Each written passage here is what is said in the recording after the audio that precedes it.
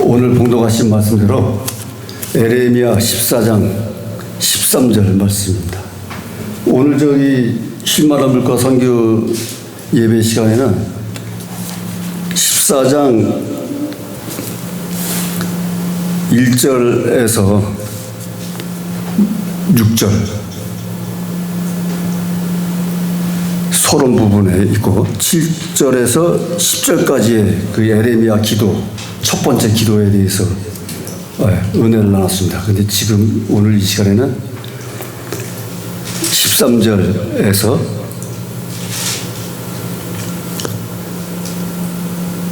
13절에 두 번째 에레미야 기도에 대해서 은혜 나누시겠습니다.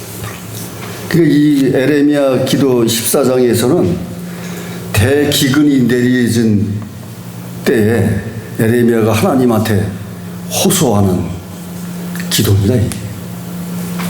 왜냐? 하나님이 유다를 멸망시키기 위해서 주변에 바벨론을 통해서 유다를 멸망시키려고 심판하신다. 이런 말씀으로 에레미야한테 묵시로 나타냈거든요. 왜냐? 그동안에 유다가 죄악과 우상으로 타락해 있었기 때문에 그래서 반드시 멸망시키겠다. 이렇게 말씀하신 거예요. 그 하박국에서도 하나님이 말씀하셨죠. 유다 멸망할 때 마지막 하박국 선지자한테 유다를 바벨론을 통하여 멸망시키겠다. 그래서 하박국이 그러죠.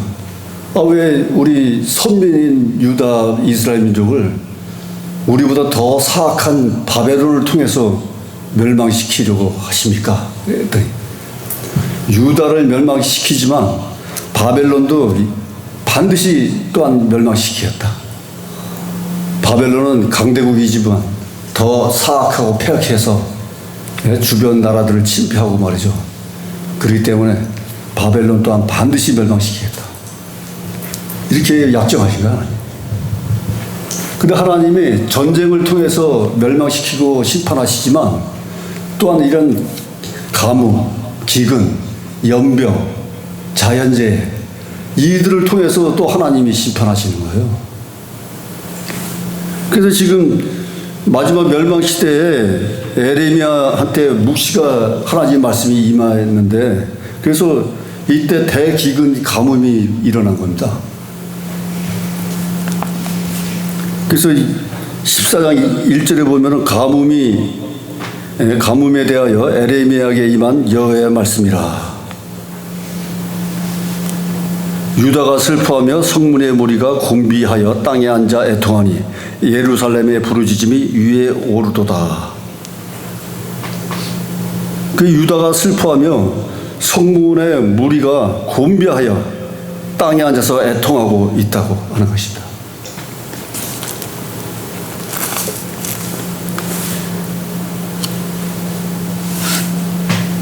그래서 가뭄을 통하여 유다를 심판하고 계시는 거예요. 그래서 7절에 보면은 첫 번째 기도로 에레미야가 기도하길 여호와여 우리의 죄악이 우리에게 대하여 증거할지라도 주는 주의 이름을 위하여 일하소서. 우리의 타락함이 많으나이다. 우리가 주께 범죄하였나이다. 우리가 타락하고 주께 범죄했을지라도 주의 이름을 위하여 하나님 일하소서. 주의 이름 높인 같이 위대하시고 존귀하시고 영원하신 하나님의 이름답게 행해달라고 기도하는 겁니다. 첫 번째 기도에서. 근데 오늘 두 번째 기도는 13절에 이에 내가 가로되 슬프도소이다. 주 여호와여 보시옵소서. 선지자들이 그들에게 이르기를 너희가 칼을 보지 아니하였고 기근은 너희에게 이르지 아니할 것이라. 여호와께서 이곳에서 너희에게 확실한 평강을 주시라 하나이다. 14절이요. 여호와께서 내게 이르시되 선지자들이 내 이름으로 거짓 예언을 하도다. 나는 그들을 보내지 아니하였고 그들에게 명하거나 이르지 아니하였거늘 그들이 거짓 계시와 복술과 허탄한 것과 자기 마음의 속임으로 너희에게 예언하도다.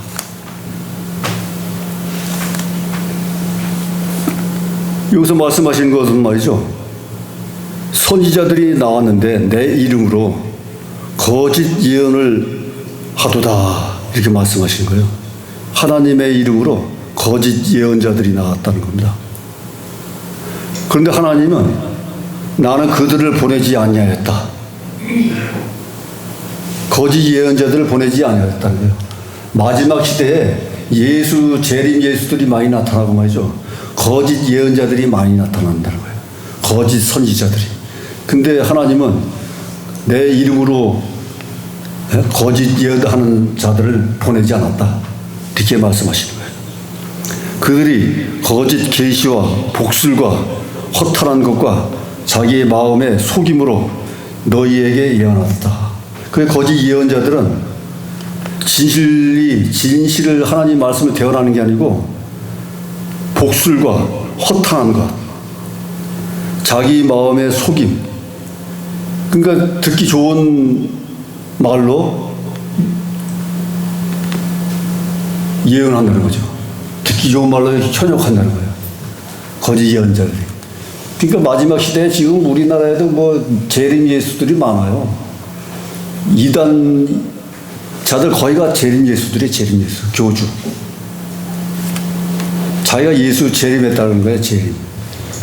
그런 와중에 또한 또 휴거자들이 또 많아요, 휴거해야 된다고 또 몇 월 며칠 날 휴거해야 돼. 그 휴거에 또 하는 그런 교주 단체는요, 교인들이 전 재산을 바치고 거기 가서 기다리고 있어요, 휴거될 날짜를.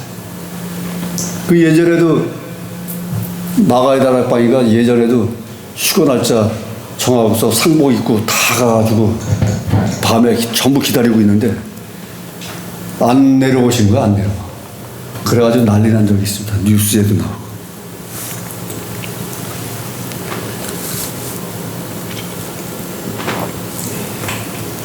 그래서 15절에 보면 뭐죠? 그러므로 내가 보내지 아니하였어도 내 이름으로 예언하여 이르기를 칼과 기근이 이 땅에 이르지 아니하니라 하는 선지자들에게 대하여 나 여호와가 이같이 이르노라. 그 선지자들은 칼과 기근에 멸망할 것이요. 그 선지자들이 결국은 칼과 기근으로 멸망할 것이라고 예언했습니다.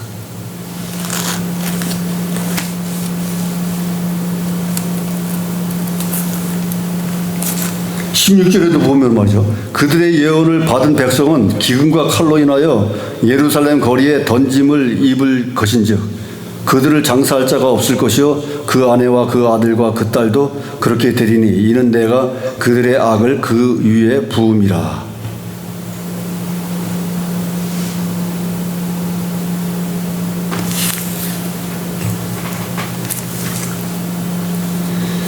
그러니까 칼과 기근과 연병으로 하나님이 심판하시는데 전쟁으로 심판하시고 말이죠.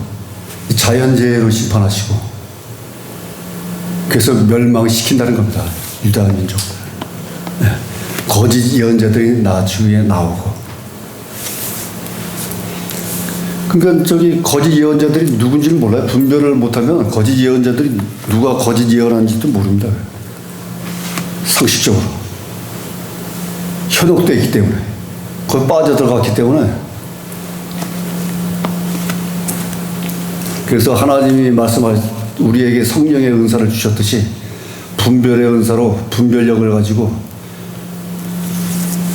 반드시 분별해야 하나님의 뜻이 무엇인지 자기 생각, 자기 주관, 자기 무의식이 어떤 것인지 사탄의 생각이 무엇인지 이 분별할 수 있을 줄 믿습니다. 네. 유다도 그 사탄의 생각이 틈새로 들어와가지고서 저 은삼신양에 예수님을 팔았다 그래요. 근데 결국은 배 터져가지고 자살해서 죽지 않았습니까? 그러니까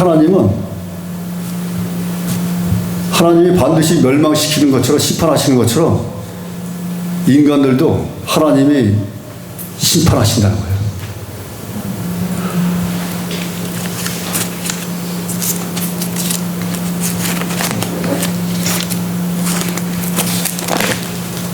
제가 아침에도 말씀드렸지만 신명기 28장 보시면은 하나님이 복도 주시고 복도 빼앗고 말이죠. 그 말씀이 나와요. 6절에 보면 신명기 28장 6절에 내가 들어와도 복을 받고 나가도 복을 받을 것이니라. 하나님한테 순종하는 자는 들어와도 복을 받고 나가도 복을 받는 거예요. 아멘. 근데 하나님한테 불순종하는 자는 19절에 또 나와요. 내가 들어와도 저주를 받고 나가도 저주를 받으리라. 들어와도 저주를 받고 나가도 저주를 받아 불순종하는 자는요.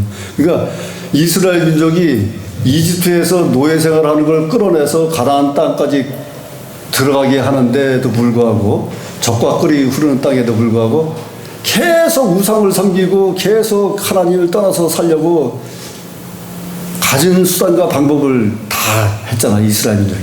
끝까지. 그러니까 3일길을 40년 동안 저기 가나안 땅에 들어간 거예요. 40년 동안.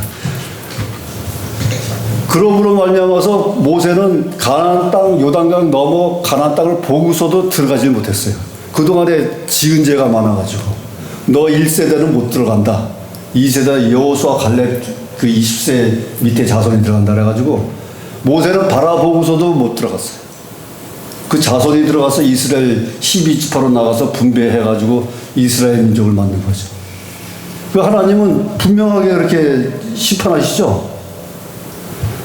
아담과 하와가 에덴 동산에 있을 때 부끄러움 없이 유토피아 천국 생활을 하는데 선악과를 따먹으로 말미암아서 어떻게 했습니까?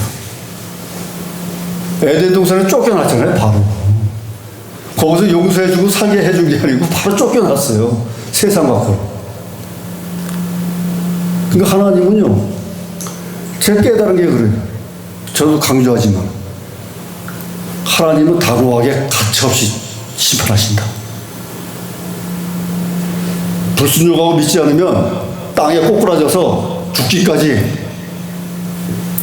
꼬꾸라지게 한 다음에 불러서 세우신다. 믿지 않고 불순종하는 자에게 말이죠. 또 이런 게 있어요. 또 기독교인과 사회생활 세상 사람 간의 가치관의 혼란으로 믿는 사람들이요. 교회에 충실하게 안 다니고 저같이 썬데이 크리스천으로 40년 살았잖아요. 그러면 가치관의 혼란으로 세상에서 세상 사람답게 살지도 못하고 교인같이 살지도 못하고 어중간하게 살다 보니까 이 혼란 상태가 오는 거예요. 그러니까 중심을 못 잡는 거예요. 중심을 가치관에. 그러니까 세상에서 방황하게 되고 쓰러지게 되는 거예요. 세상에서. 시험당하고. 올곧고 그러면 술자리에서도 술 안 마십니다. 술 안 마시고 음료수를 마시든가. 예?